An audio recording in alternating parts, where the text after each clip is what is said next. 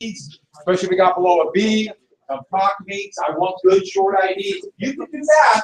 Writing an essay is a cakewalk. No, but it makes it significantly easier. Yes. So I have a question about like the reading. Yeah, any question on the reading, you can notes up. Yeah. What's the 3 to 5 compromise? It's a 3/5 compromise, and what that was basically that slaves count as 3/5 of a person towards population and taxation. It was a way to do the census. Actually, the Constitution says for every five slaves will count as 3 people. And so let's say there's 100 slaves in your state, your population will be 6, or count towards 60. And we'll get to this soon. That's going to be known as slave power. Were the Southern colonies more At this time, yeah. most of them were unique counties. But after the Constitution, every one but one state, everybody was gone.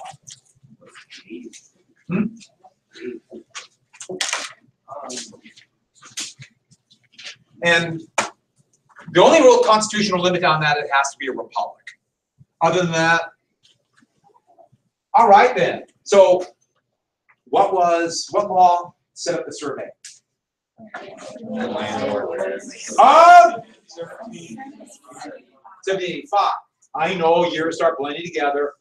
And then, so what law did the kind of sectionalism said 5 states north of Ohio would be no slave codes? Who wanted the law that said these would all be without slave codes?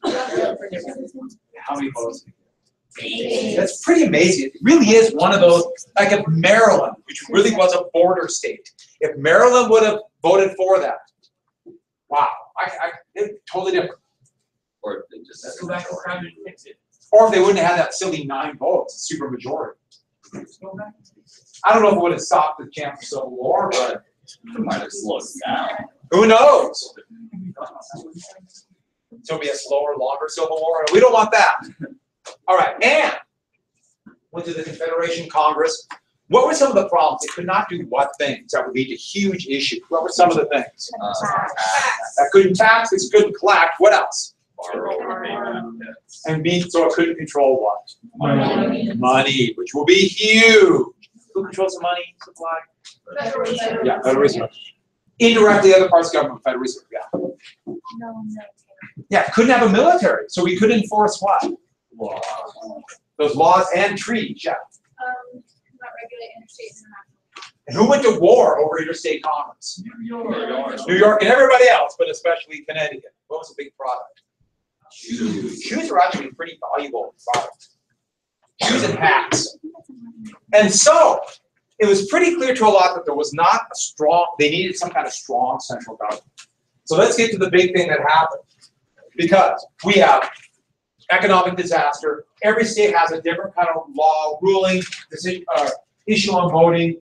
The country was going to fall apart. They were actually considering breaking away. It's a disaster. And then in 1787, all hell would break loose. Shays Rebellion.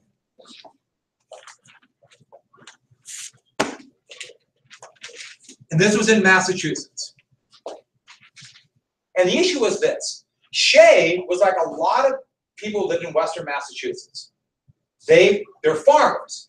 But the big thing about Shays, what tied them together, is they were veterans. And veterans were given land, also bonds, because they couldn't pay them. Heck, they got nothing. You know, they went through all this ultimate sacrifice, went through hell. Camp life was miserable. 40% died in camp. And they somehow survived, and they're given land, and the promise down the road will give you more money. Veterans are always cheap after wars. It's just always. To this day. And so, and I'll make a commentary, my own personal belief, that's horrible. I cannot believe, but every time it happens, because it happens and like, okay, let's forget it, it's over, move on. We don't want to talk about it. And so that's what happens. Think about that on the frontier. And one thing to know about farmers, even in good times, farmers are always in debt. Okay, almost everybody's in debt. Farmers, really susceptible. Remember, one bad year, they cycles. They never get out. 2 bad years and they're sunk. One thing, there's no banks yet. There's no banks in the United States. So they owe money to things like merchants, you know, for like products or that kind of thing, or to other farmers, but they're in debt. And so, in Massachusetts, Massachusetts limited their currency.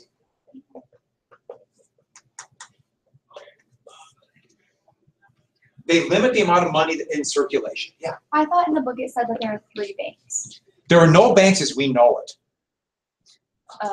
No banks as we know it. So it would be a bank almost like a merchant, just essentially with extra money, charging interest for products. But not the bank we think of where they not only do they have banks, but they also deal with your finances and also help set up businesses, things like that. It's nothing. Okay. So they limited the currency? Yeah, they printed very little currency. Currency is paper money. Specie, that's gold and silver coin, and they don't have any of that. And so basically, it's we kind of promise this money is worth something, but they limit it. So there's very little money in circulation. What do we call that? It's called velocity, by the way, but deflation. This creates deflation. Think about farmers. Think about farmers. They're already in debt, and now their prices are doing what with deflation? The prices they can charge for the crops. They're going down. So they're even more in debt. Even more in debt. And that includes people who work, who make their field hands, whatever, working on a wage, their wages are going down. Businesses, their merchants are collecting less money. Deflation has this, but they wanted deflation for lots of reasons. People want this. I'll explain why in a second. But here's something you need to know. They had very limited suffrage, too. What's suffrage? What's that? Yeah, the right to vote. The right to vote is suffrage. And they had strict requirements, meaning who could vote. You had to have what to vote. Yeah, property in some ways. It could be land. Land was the biggest source of wealth then, but money. So most people could not vote, regardless of race, but only a few men could vote in Massachusetts. And you think they might benefit from this? Okay, people who borrow money are called debtors. You've all heard that term before. What do you call the entity that loans the money? Banks aren't always the only one. Who? Exactly, creditors. Creditors loan. Who do you suppose there are more of? A lot more debtors. And creditors vote. What is the difference?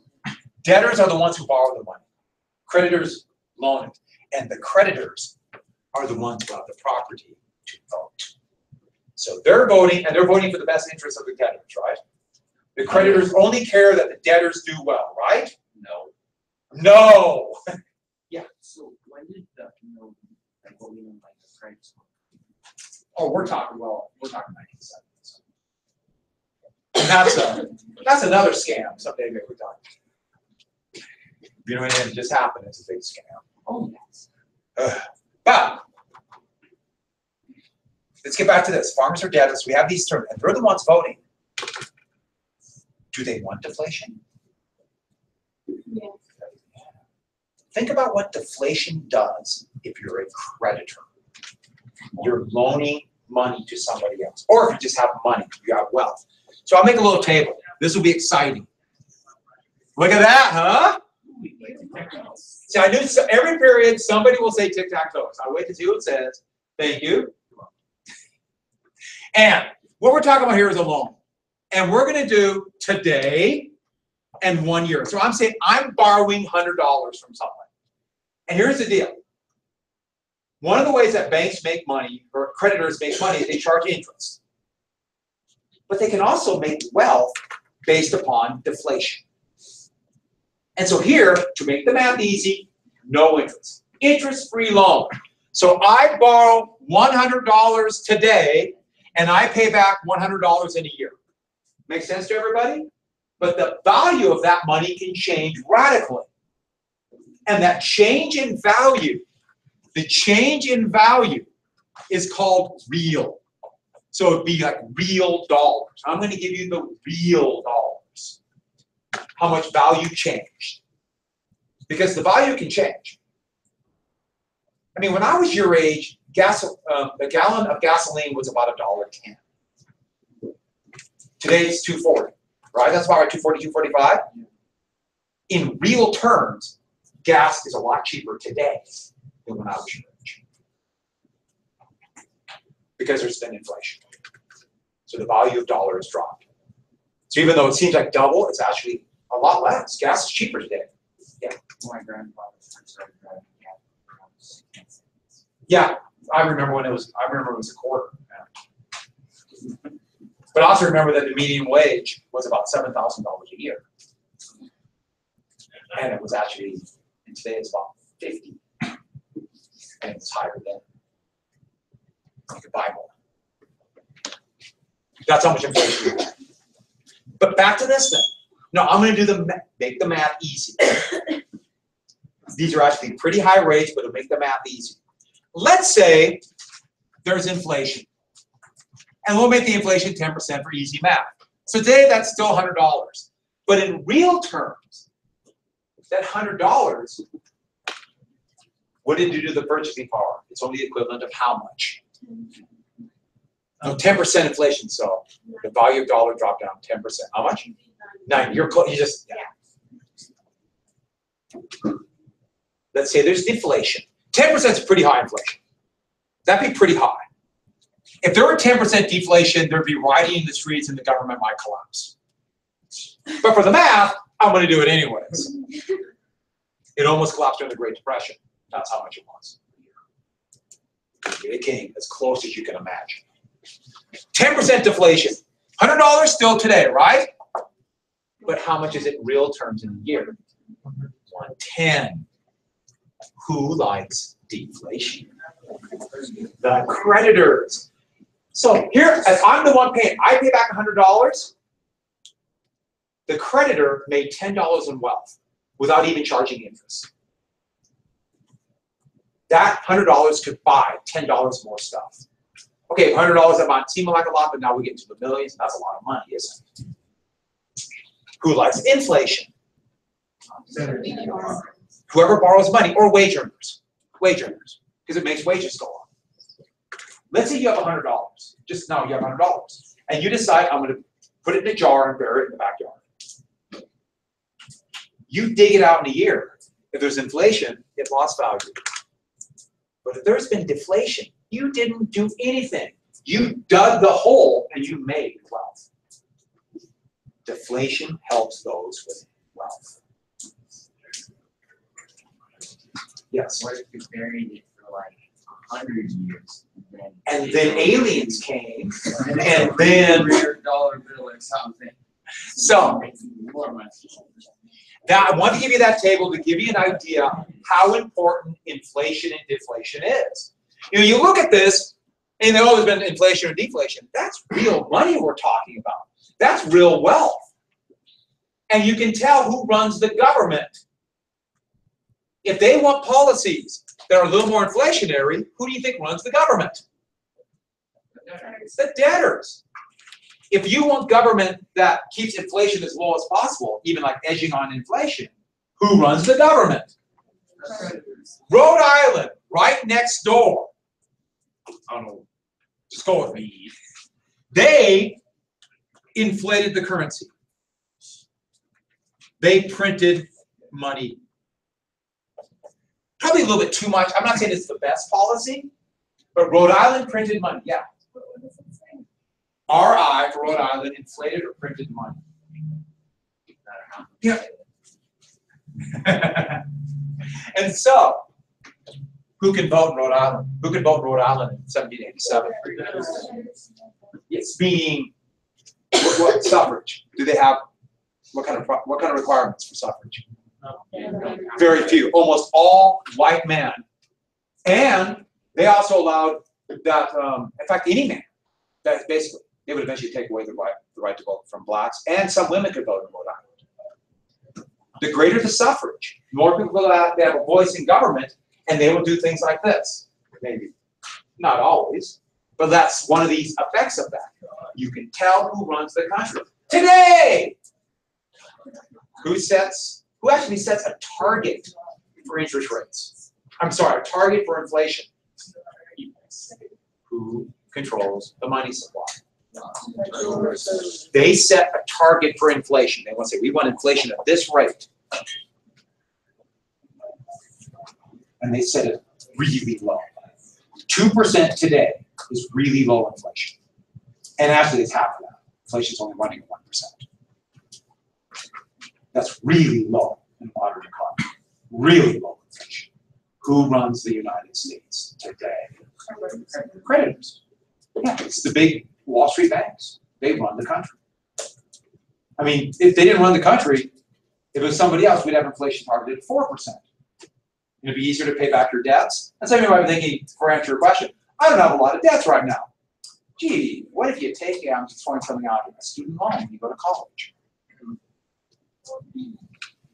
Not only will you have to pay more, but low rates of inflation means your wages will be lower. Inflation was a lot higher when I was your age. So I had higher expectation of wages. You will have lower expectations. And that's policy. Those are decisions made by politicians, by regulators, and they're to help a certain group of people. My guess is probably not many of you. No, it's not me either. It's not fair. Yes. But technically, a little bit of inflation isn't that bad, but not a lot of inflation. Modern inflation, it depends on your point of view. Modern inflation is not necessarily bad. If you think prices are going to go up, you'd be more likely to improve your business because prices are going up, profits will go up. Or you think that your wages will go up tomorrow, you might buy that house today, thus increasing demand and helping the economy. Now, think about if we had inflation of 40% or 100%, and what's going to happen to your savings? You're going to die. Poof. So really high inflation is bad too. That's the Germans. All right, so this is a big deal. And by the way, this one thing you really got to pay attention to politicians. They're not going to tell you, our plan is to keep inflation down so wages remain low, unemployment stays fairly high, and we make more money. We don't want to tell you. What would they tell you? Or distract you, right? Look, politicians would never distract people today about something like kneeling for the neck. You think, that's you know what I'm talking about? Yes. You think, I mean, why do you think that's an issue? It's, look at this! Hurry up and do this over. Yeah. No one knows. And the threat of thermonuclear war is the closest it's been since 1962, and we're talking about that. We close on that. Yeah. Yeah, hydrogen. Yeah. Wheelbarrow to buy a loaf of bread, wheelbarrow full of currency. But that's because they couldn't tax, but yeah. All right. And so and also, there's a bill in Congress to take health insurance away from 30 million people. It's probably not going to pass, but it looked like it might. But that's really, look at this, everybody, while this goes on. That's like really, I know. they're comparing taking millions of people's healthcare away and then lowering inflation. Which will make it harder to pay for healthcare. It's amazing. Yeah. I love this. Well, I mean, it happens in every country, and it's one of the things why it's easy. That's how they can distract people, because most people just frankly don't know. Doesn't mean they're dumb; they just don't know. Most people are smart. Really, I'm telling you the truth. Most people are smart. Yes. He brought up a good point saying about the national anthem, how the NFL is talking about losing their viewers and viewers, and it's like, well, Like, everyone's talking about it. Wouldn't that mean? Yeah, but wouldn't it be more? But you know what? But then even you want to talk about it when they're right, and it's kind of a One way I prefer a World War III. Yeah. well, It's they actually also, the government is paying the NFL to have them sing the national anthem Yeah, I know. during games. It's not that, but it's a little more complex. But All right, so let's jump to this. What also happened is, here's the thing. My whole point about this is 1787, and the same stuff that goes on today, or this same stuff still goes on today, and it keeps repeating itself. Actually, history does not repeat itself. You have read It echoes, because it's never quite exactly the same, but people are the same and they do the same thing. Style of Shays Rebellion. So let's get back to Shays Rebellion, because this was all about Shays Rebellion. If somebody did not pay back their debt, then the state would take them to debtor's court. And it's not debt court, it's debtor's court. It looks like your neck court. You happy now? No. Debtor's court. They take them to debtor's court. I know it's not debtor, it's debtor. It's the court. The state does it. But think about this for a second. So merchants make a business decision to loan money to somebody. So they loan them money. That's a business decision. If this person doesn't pay it back, that turns out to be a bad business decision, right? And that's the way it works. Not here. They make a risky loan. That person can't pay it back. They're arrested. They're taken to court. Their property's taken away. The creditor never loses. They either get their money back or the state takes everything for them. Gee, I wonder who wrote those laws. And they, as an example, they might even put some people in jail to terrify people so then they'll just do whatever. Think about it. Imagine if you had a business where you can make any risky move you want. Make any risk you want. And if it doesn't pan out, you're bailed out by the government. That sounds like a pretty good plan. What would that encourage you to do? Do anything you want. Take more risk, right? That would never happen today. So, what happened in 2008? Where 6 banks nearly destroyed the world's economy, the biggest financial panic since 1929. Hey, you lived through that fun. The economic system of the world barely survived. 2008, 2009. What happened to those banks that made it just shockingly risky loans? They died. The federal government gave them trillions of dollars in bailout. Wow. So what are they going to do? Yeah. So what's going to happen? It's going to happen. It will happen. Have you seen the big small? The movie. The Big Short? Or the Victoria. No, I read the book, but I didn't see the movie. The movie's great. So, here's Shays' Rebellion. I went through all this financial stuff, and here's, once again, this stuff happens throughout history. This is not some isolated little trivial event from 1787 that led to our Constitution. These are the same questions that people have today. It's actually kind of mind-boggling how the same things happen over and over again. And it's like, and then when it happens, like, we'll never do that again, and then 5 years later, they do the same thing. Actually, during the Great Depression, they did stop it for a long time. Not now. So with that, what happened is, Shays marched on the debtor's court. Shays and his other farmers, furious, they marched on this. And they made the debtor's court, basically, they just shut them down. And so what does the state do? The state sent out the militia. Make sense, right? That's what states do. But in Western Massachusetts, who made up the militia? The debtors. Yeah, and the militia, this is the big thing. And this should sound like Bacon's Rebellion. The militia joined Shays. And they marched on Boston. Because they have no voice in government.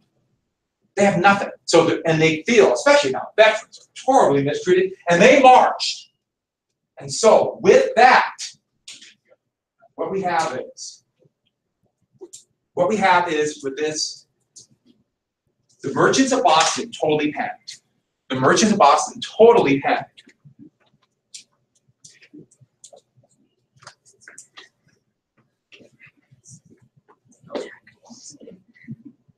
The merchants of Boston totally panicked. And they actually paid off the poor of Boston to put down this militia. Why did I write the militia again? I meant to write down merchants. And they paid off Basically, they bought a militia of the poor in Boston to put down the rural poor. And same deal as Megan's Rebellion. It's late in the year. A lot of the people with Shays went back home for their crops. And so the Shays Rebellion was put down. But think about it now. The state government didn't do it. Private individuals bought a private army of mercenaries to put it down. And they got money from New York and Philadelphia merchants too.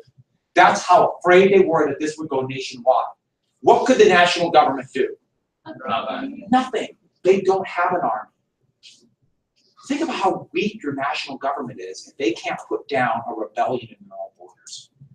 Regardless of what the reason for the border or reason for the rebellion is. If they can't stop a rebellion in Massachusetts, the country can't survive. What if the British come back? If the British come back, nothing they could do. Or if the rebellion, the next time the rebellion hit next year was in 5 states. And this time it can't be stopped.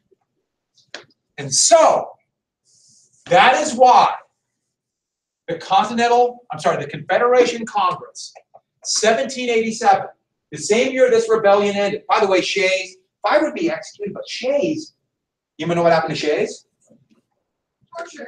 They let him go. He was not, yeah, he was in prison for a while. Okay, prison at the time was prison equals torture. Let's be clear about that. I should add this. You know, the idea that you go, you know, you commit a crime and you get like 5 years in prison or that kind of thing, that did not quite exist yet. It was a different style of punishment. That would be a major prison reform of the 1840s, where they would like say, okay, you commit this crime, you get 10 years in prison. That's coming later. We're going to call this the Constitutional Convention. That's an I. We call it that. It was only supposed to reform the Articles of Confederation. That's all it was supposed to do. It was only going to go and make some changes. Basically, they're maybe an executive. But very quickly, where do they meet? Philadelphia Independence Hall. And they met in secret. And there are actually a couple reasons why they met in secret. Oh, almost forgot. Once they said, we're going to write home the Constitution. We're going to change our form of government. A bunch of people went home. They're like, uh-oh. We don't want anything to do with this. We're violating the law. So only 55 people remained. Almost the entire New York delegation left. Alexander Hamilton wanted to change the government. He left because they all left. And he's kind of basically coerced into going. He came back for one day, said we need a king, and then went back. That was Alexander Hamilton. Thomas Jefferson, the author of the Declaration of Independence, he was in Paris. He was the U.S. ambassador to Paris. John Adams, the other main author of the Declaration of Independence, he was the ambassador to London. So Adams and Jefferson were not even there when they wrote the Declaration of Independence. They were totally out of the loop. They would just get letters and a few little tidbits of information. Yeah. What did I say? I think I meant to say the main authors of the Declaration of Independence weren't there when they wrote the Constitution. Is that better? Is everyone happy? That makes sense. This is a problem when I'm thinking about what I'm going to say next, because I'm trying to get a couple things in before the bell rings. James Madison versus And we'll get to them. Yeah, it's Madison. They met in secret, partially to be impartial. Sorry about that. They could claim they're impartial. We're not going to let special interests influence it. But there's something else. They're going to get together in secret, violating the law, throw out the old government, and put in a new government. And this new government will be a government that benefits them. Why is your phone out? Huh? Not again.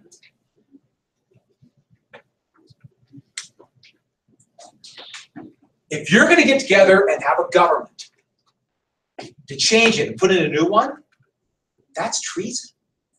And they were terrified that a mob was going to come in and pull them out and lynch them. What's lynching? Everyone knows it's hanging, but it's generally like, that could be one. torturing somebody to death, basically a mob killing somebody in some horrible way. There's always usually hanging involved. So, with that, there were a couple things that came up, but one of the biggest things that came up right away was this. They wanted government of a better sort.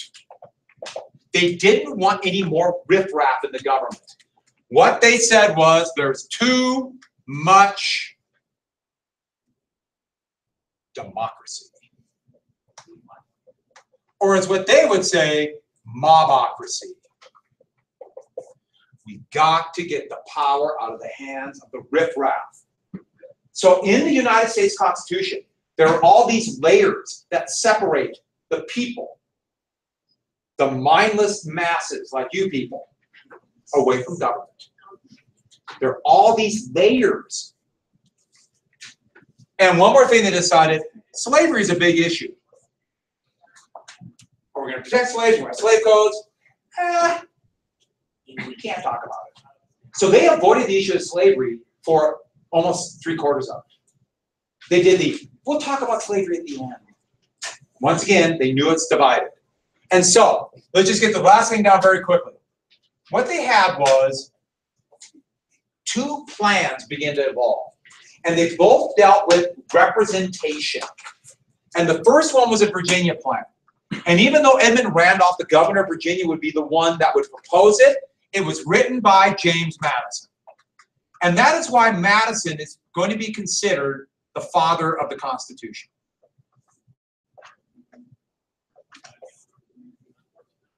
The father of the Constitution. His fingerprints are everywhere. And he's the only one who took notes. So a lot of what we know about it is from Madison. And basically what it is this. There'll be, remember bicameral? 2 houses of the legislature, representation by population. Also, there'll be an executive chosen. I'm not going to go into the details of it, but representation by population.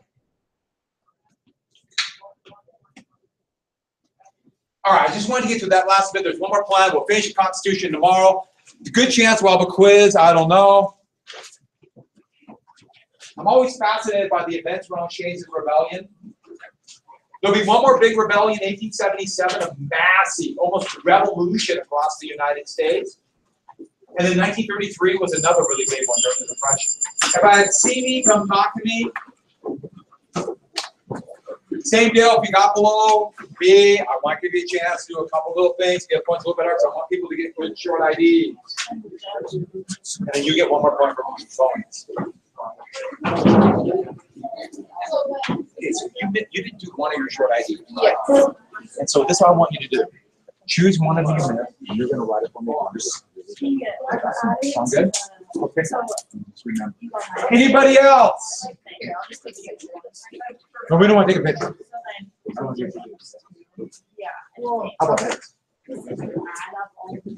Yeah. How about that? Beautiful, huh? Okay, thank you.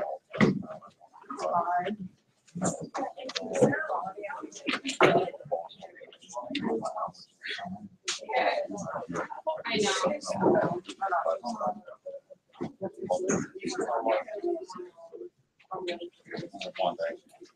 Come on, man, figure it out.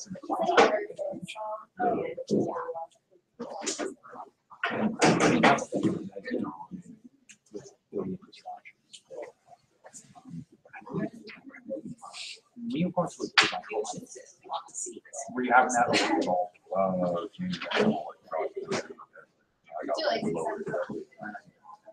I'm sorry about that. It's what students are. But when you're going back and looking at it, they look familiar. Oh, yeah, I mean, when I actually, I'm like, We'll give you this opportunity to figure out time to talk about it. I'll let you take I know. I want you to be smart the most. And if you want to be.